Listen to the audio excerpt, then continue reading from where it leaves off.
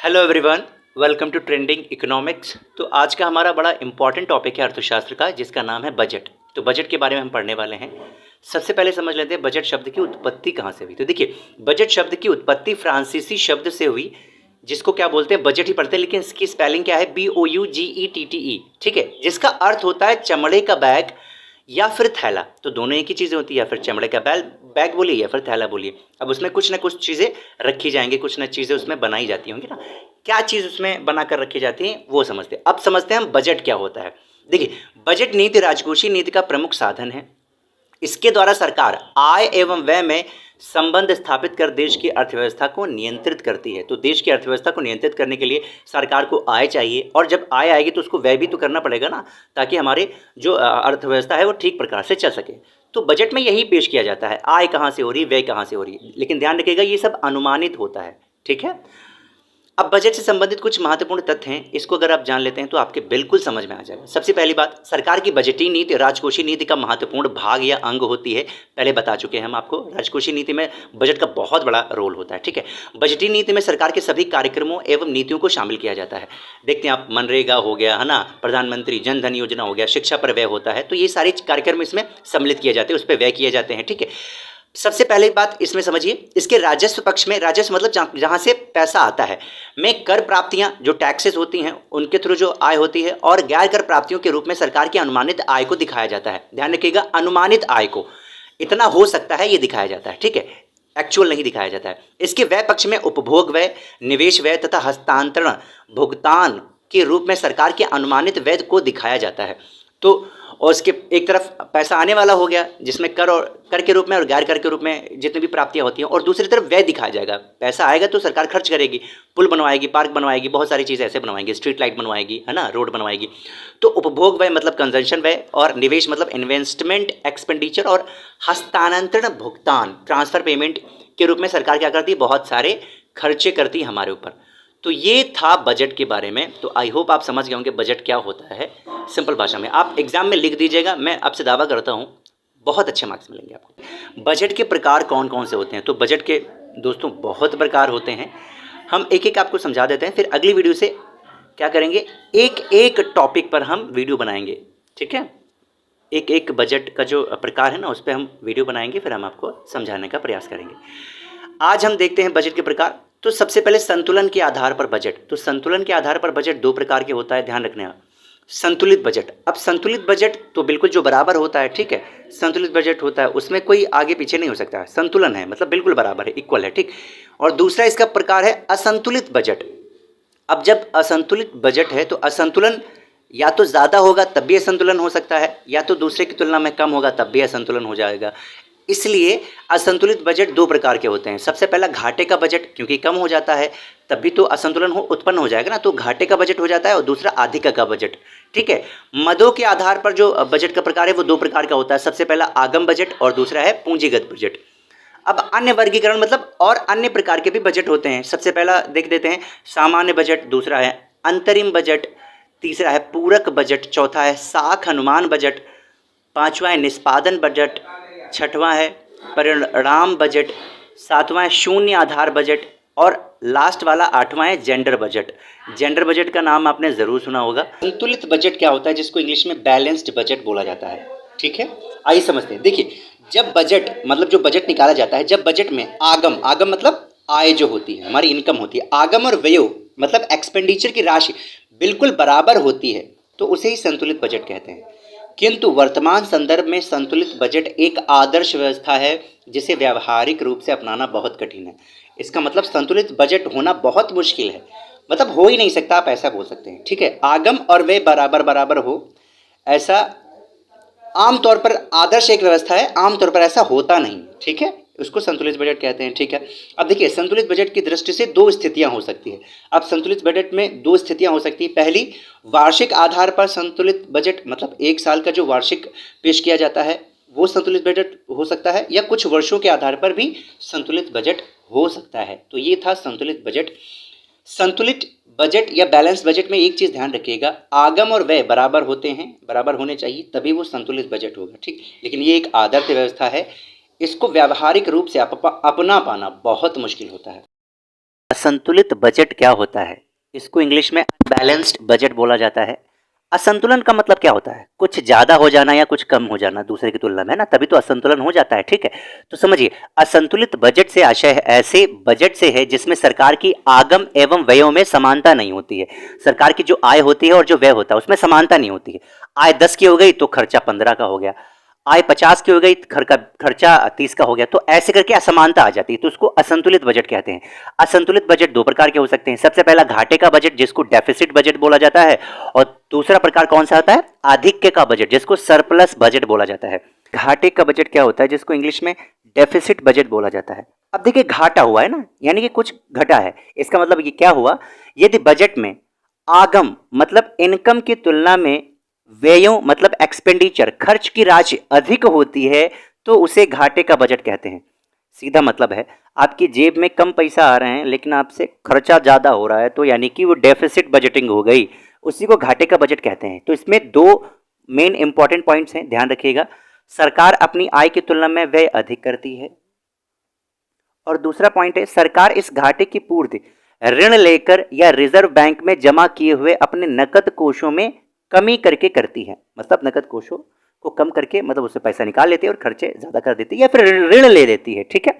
आपको यह बताना है कि क्या घाटे का बजट वर्तमान समय में भारत जैसे देश या किसी भी देश के लिए सही है या नहीं। आधिक्य का बजट क्या होता है? जिसको इंग्लिश में सरप्लस बजट बोला जाता है। अधिक मतलब कुछ चीज़ें अधिक हो रही हैं ना, तो आइए समझते हैं कि क्या चीज़ है। देखिए, यदि बजट में व्ययों मतलब एक्सपेंडिचर मतलब खर्चों की तुलना में आगम मीन्स आय की राशि अधिक होती है तो उसे आधिक्य का बजट कहा जाता है।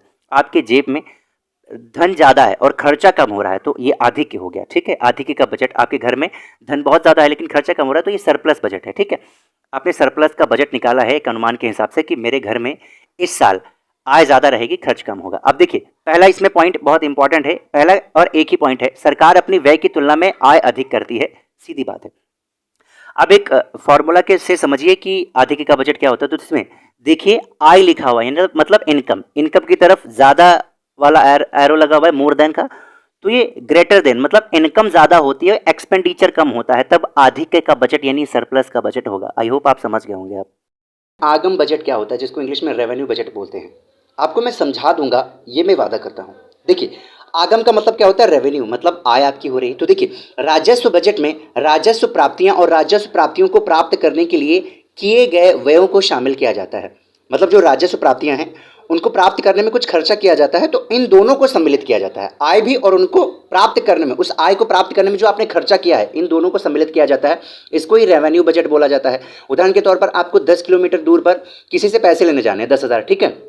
तो जब रास्ते में जाएंगे तो कुछ खर्च होगा ना, आपको आय भी मिली और रास्ते में आपका खर्च भी हुआ, तो जब माइनस कर देंगे तो आपका रेवेन्यू बजट आ जाएगा। अब समझिएगा, राजस्व प्राप्तियां क्या होती हैं? तो राजस्व प्राप्तियां जैसे कर राजस्व हो गया, जिसमें इनकम टैक्स हो गया, जीएसटी हो गया, है ना, ये सब कर राजस्व हो गए। और गैर कर राजस्व में क्या हो गया? लाभ हो गया या फिर ब्याज मिलना हो गया। तो ये सब राजस्व प्राप्तियां होती है, जिसको क्या बोलते हैं? रेवेन्यू बोलते हैं, ठीक है? ये रेवेन्यू हो गया।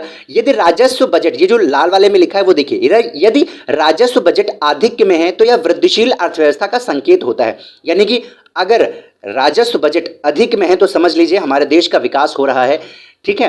और लास्ट वाला पॉइंट देखिए, राजस्व बजट में दिन प्रतिदिन के खर्चों और लोक कल्याणकारी योजनाओं पर ध्यान दिया जाता है। तो राजस्व का मतलब ही होता है कि जो दिन प्रतिदिन के खर्चे हैं सरकार के वो करती है, नई नई योजनाएं निकालती है, उस पर पैसे खर्चे करती है, तो ये राजस्व खर्चे होते हैं, ठीक है? इन सब को राजस्व बजट में सम्मिलित किया जाता है। पूंजीगत बजट क्या होता है? जिसको इंग्लिश में कैपिटल बजट बोलते हैं। फिर से मैं वादा करता हूं, ये टॉपिक आपको मैं समझा दूंगा। पूंजीगत का मतलब क्या होता है? देखिए, पूंजीगत बजट में पूंजीगत प्राप्तियां और पूंजीगत व्ययों को शामिल किया जाता है। पूंजीगत का मतलब यह होता है कि जो चीज आप लॉन्ग टर्म के लिए या तो व्यय कर रहे हैं या तो उसके आपका आय हो रहा है, तो वो पूंजीगत होता है, ठीक है? जैसे कि पूंजीगत प्राप्तियों में क्या सम्मिलित किया जाता है? आपने उधार लिया 2 साल के लिए, 3 साल के लिए, तो ये बहुत लंबे समय के लिए, तो ये पूंजीगत प्राप्तियां हो गई। विनिवेश हो गया, आपने विनिवेश कर दिया। विनिवेश क्या होता है? एक टॉपिक पे, इस टॉपिक पे मैंने चर्चा की है, वो वीडियो आप देख सकते हैं। विनिवेश करते हैं, ऋण वसूली करते हैं, तो ये आपकी पूंजीगत प्राप्तियां हैं। अब पूंजीगत व्यय भी होंगे, तो आपने संपत्ति खरीद ली, जैसे मशीन खरीद लिया, या आपने निवेश कर दिया, ऋण भुगतान किया, या भूमि खरीद ली, ठीक है, या फिर आपने भवन खरीद लिया, ठीक है, तो ये सब क्या है, पूंजीगत व्यय होते हैं। ठीक है, आप समझिए पूंजीगत बजट के बारे में 2 पॉइंट इंपॉर्टेंट है। सबसे पहला, यदि पूंजीगत बजट आधिक्य में हो तो यह अर्थव्यवस्था के लिए ठीक नहीं होता है। ठीक है, मतलब पूंजीगत बजट अगर आधिक्य में हो तो अर्थव्यवस्था के लिए ठीक नहीं होता है। पिछली वीडियो में हमने बात किया था, अगर राजस्व बजट आधिक्य में हो तो अच्छा होता है। ठीक है, अर्थव्यवस्था के लिए। लास्ट वाला पॉइंट है, पूंजीगत बजट में देश की आधारभूत संरचनाओं, ठीक है, पर निवेश करके दीर्घकालीन विकास पर ध्यान दिया जाता है। तो ये पॉइंट बहुत इंपॉर्टेंट है पूंजीगत बजट के लिए। सामान्य बजट क्या होता है, जिसको इंग्लिश में ऑर्डिनरी बजट कहते हैं। बहुत छोटा सा टॉपिक है, क्योंकि हमारी लिस्ट में था तो हमने सोचा आपको समझा दें और हम समझ लेते हैं। ठीक है, देखिए, जिन बजटों का निर्माण सामान्य परिस्थितियों में वार्षिक आधार पर किया जाता है, उन्हें सामान्य बजट कहा जाता है। सामान्य बजट का मतलब बेसिक हो गया, जो वार्षिक आधार पर जो बजट पेश किए जाते हैं ना, इन्हीं को सामान्य बजट कहते हैं। ठीक है, ऑर्डिनरी बजट कहा जाता है। अंतरिम बजट किसको बोलते हैं, जिसको इंग्लिश में इंटरिम बजट बोला जाता है। देखिए, आप लोगों को एक बात तो माननी पड़ेगी, कई सारे शब्द ऐसे होते हैं जो ना बस हमारे सिर खुजाने को मजबूर कर देते हैं, क्योंकि वो समझ में आते हैं नहीं। ठीक है, और खासकर अर्थशास्त्र जैसे सब्जेक्ट में तो ऐसा होता है। तो इस पर वीडियो कल ही बना देता है, लेकिन मैं सिर खुजा रहा था इसको पढ़ पढ़ के, और खासकर गूगल पे जाओ तो कुछ समझ में नहीं आता है ना, अलग अलग जानकारी रखती है। तो मैंने सारा निचोड़ इसमें डाल दिया, और मैं आपसे वादा फिर से करता हूँ, मैं आपको समझा जरूर दूंगा अंतरिम बजट होता क्या है। देखिए, अंतरिम का मतलब क्या होता है, अंतरिम का मतलब होता है मध्यवर्ती या बीच का, मतलब कहीं बीच का कुछ हो रहा है। ठीक है, ठीक है, आप समझिए, यदि सरकार अपने राजस्व और खर्च किस में दिखाए जाते हैं, बजट, तो बजट के बारे में ये बोल रहा है। ठीक है, राजस्व और खर्च का लेखा जोखा कुछ माह के लिए पेश करे तो उसे अंतरिम बजट की संज्ञा दी जाती है। ठीक है, मतलब बजट एक तो पूरे साल के लिए होता है, लेकिन जब बीच में कभी ऐसी समस्या आ जाती है या फिर कोई कारणवश बीच में पेश किया जाता है 2-3 महीने के लिए, 4-5 महीने के लिए, तो उसको अंतरिम बजट बोला जाता है। लाल वाला पॉइंट देखिए, जो लाल में लिखा है, अंतरिम बजट पूरे साल का नहीं होता है, बल्कि कुछ अवधि का होता है।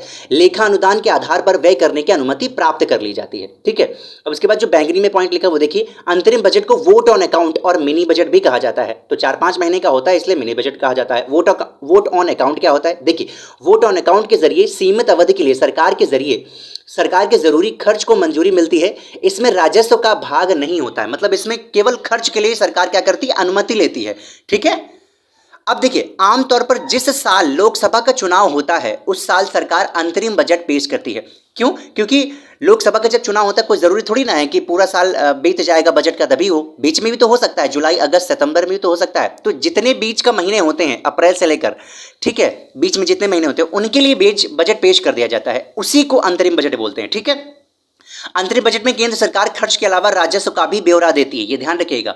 वोट ऑन अकाउंट में केवल खर्चे दिखाए जाते हैं, लेकिन अंतरिम बजट में दोनों दिखाए जाते हैं, जैसे कि आम बजट जो सिंपल सा बजट पेश किया जाता है। अब उदाहरण समझिए, उदाहरण के माध्यम से आप बिल्कुल समझ जाएंगे। देखिए, मान लीजिए किसी पार्टी की सरकार 31 अगस्त 2026 को खत्म हो रही है, तो अब वह सरकार ना जब 1 फरवरी 2026 को बजट पेश करेगी तो केवल 1 अप्रैल 2026 से 31 अगस्त 2026 तक का ही बजट पेश करेगी। तो आप जोड़ लीजिए, 1 अप्रैल से अप्रैल, मई, जून, जुलाई, अगस्त, यानी केवल 5 महीने का ही बजट पेश करेगी। इसी को अंतरिम बजट बोलते हैं, वोट ऑन अकाउंट भी बोल सकते हैं या मिनी बजट भी बोलते हैं। तो अब आप समझ गए होंगे कि अंतरिम बजट क्या होता है। अंतरिम का मतलब ये होता है कहीं बीच का कुछ मसला हो रहा है। ठीक है, तो अगर आपकी समझ में आया हो तो आप हमें कमेंट करके ज़रूर बताएं, ताकि हम ये समझ जाएं कि जिस टॉपिक पे हम परेशान हो रहे थे और जिस पर कंटेंट मैंने ढूंढ के दूर से इसमें इकट्ठा किया है, क्या वो आपको समझ में आया है कि नहीं। पूरक बजट समझ लेते हैं, आगे का टॉपिक, जिसको सप्लीमेंट्री बजट बोला जाता है। पूरक बजट बहुत ईजी है, एक बार में आपको समझ में आ जाएगा, सुनते जाइएगा। कभी कभी सरकार द्वारा पास कराए गए आम बजट की राशि वर्ष में खर्च के लिए कम पड़ जाती है, या सरकार को किसी नई मद पर खर्च करना होता है, तो इसके लिए एक बजट पास कराया जाता है, जिसे पूरक बजट कहते हैं। सीधी बात है, जो आम बजट होता है ना, जो 1 फरवरी को पेश किया जाता है, तो वो 1 साल के लिए होता है। लेकिन होता क्या है, कभी कभी वो बीच में कम पड़ जाता है, उसके लिए या फिर एक किसी नई मद पर, जैसे कोई पॉलिसी पर खर्च कराया जाएगा, या फिर कोई नई मद हो सकती है, उस पर खर्च कराने के लिए पैसे की जरूरत होती है। ठीक है, तो इन दोनों के लिए एक पूरक बजट लाया जाता है, इसको ही सप्लीमेंट्री बजट या पूरक बजट बोलते हैं। ठीक है, साख अनुदान बजट क्या होता है, वोट ऑन क्रेडिट बजट। ठीक है, देखिए, कभी कभी सरकार को, अब आगे के 2 पॉइंट समझिएगा, कभी कभी सरकार को जब राष्ट्रीय संकट हो और विशेष रूप से युद्ध के समय, या तो राष्ट्रीय संकट हो या विशेष रूप से युद्ध के समय अतिरिक्त राशि की आवश्यकता पड़ती है। बिल्कुल सही बात, जब राष्ट्रीय संकट आ जाएगा तो विशेष या फिर युद्ध होगा, विशेष रूप से युद्ध के समय, तो क्या होता है, पैसे की अधिक आवश्यकता होती है, अतिरिक्त राशि की आवश्यकता पड़ती है। लेकिन इसके संबंध में सरकार विस्तृत सूचना नहीं देना चाहती, किसी को भी सूचना नहीं जाती, तो इनकी मांग को साख अनुदान के रूप में प्रस्तुत किया जाता है और यही साख अनुदान बजट होता है। ठीक है, और ये 2 पॉइंट ध्यान रखिएगा, राष्ट्रीय संकट और विशेष युद्ध के समय कभी कभी अतिरिक्त राशि की जरूरत पड़ती है तो साख अनुदान बजट पेश किया जाता है सरकार के द्वारा।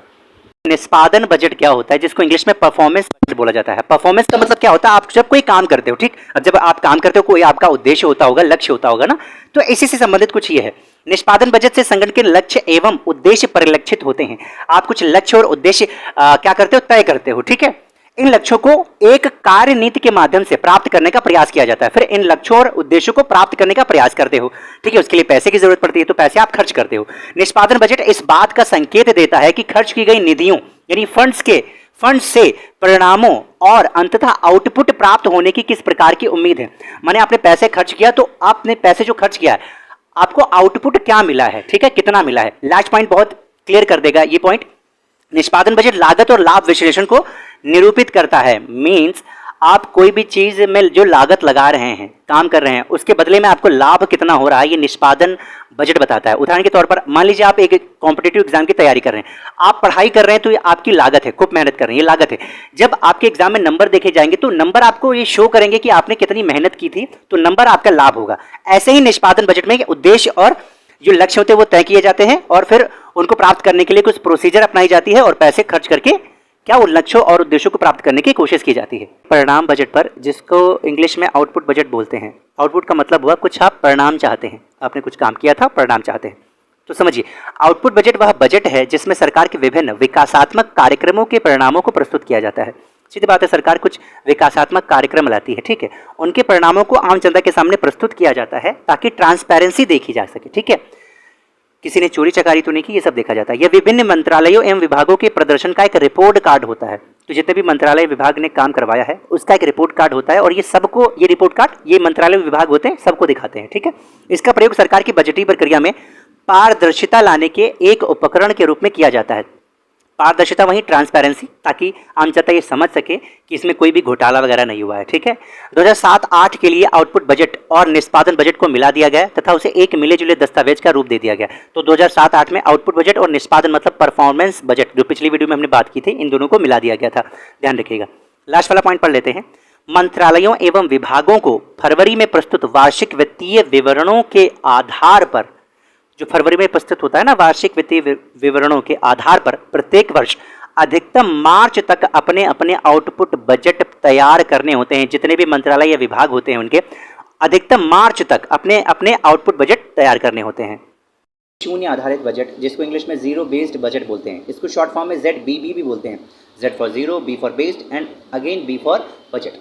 देखिए, शून्य आधारित बजट में प्रत्येक संस्था या विभाग हर बार सब कुछ शून्य मानकर नए आधार से बजट बनाती है और प्रत्येक वर्ष के लिए व्यय न्यायोचित आधार पर प्रस्तुत करती है। अब समझिए, जब इस बजट का निर्माण होता है तो प्रत्येक वर्ष को नए वर्ष के रूप में माना जाता है तथा गत वर्ष की जानकारियों को छोड़ दिया जाता है। सीधे बात, इसमें पिछले साल से कोई लेना देना नहीं रह जाता है, बिल्कुल शुरू से सब कुछ शुरू किया जाता है। ठीक है, इसी को शून्य आधारित बजट बोला जाता है। एक पॉलिसी में कितना खर्चा होना है इस बार से तय होगा, पिछले पर क्या खर्चा किया गया, क्या हुआ क्या नहीं, उसको सब कुछ छोड़ दिया जाएगा। शून्य आधारित बजट की अवधारणा पीटर पायरेर ने 1970 के दशक में दी थी। जेंडर बजट क्या होता है, इसको इंग्लिश में जेंडर बजट ही बोलते हैं। जेंडर से आपको क्या ध्यान आता है, स्त्री पुरुष ध्यान आते हैं, तो कुछ समानता की बात होगी। ठीक है, तो देखिए, जेंडर बजट से अर्थ एक ऐसे बजट से है जिसके माध्यम से समाज में स्त्री पुरुष प्रतिरूप को समझकर ऐसी नीतियों एवं कार्यक्रमों के कार्यान्वयन हेतु धनराशि आवंटित की जाती है जिससे समाज के इन प्रतिरूपों में परिवर्तन लाकर स्त्री पुरुष समानता स्थापित की जा सके। जेंडर बजट में सार्वजनिक व्यय का कुछ हिस्सा स्त्रियों एवं बच्चों के लिए आवंटित किया जाता है तथा कुछ कल्याणकारी योजनाएं इनके लिए बनाई जाती हैं। तो सीधी बात है, स्त्रियों पर, बेटियों पर खर्चा किया जाता है ताकि वो पुरुषों के समान आ सके, क्योंकि आप जानते हैं जेंडर गैप हमारे देश में ठीक ठाक लेवल पर रहता है और कितना ज़्यादा आप जानते हैं स्त्रियों को परेशान भी करते हैं पुरुष, खैर अब तो ये सब कम होने लगा है, लेकिन ऐसा होता है आमतौर पर, गाँव में, शहरों में भी होता है। अब लास्ट वाला पॉइंट देखिए, जेंडर बजटिंग का सबसे पहला जो कॉन्सेप्ट हुआ और प्रयोग हुआ वो 1982 में आया और प्रयोग किया गया ऑस्ट्रेलिया में। ठीक है।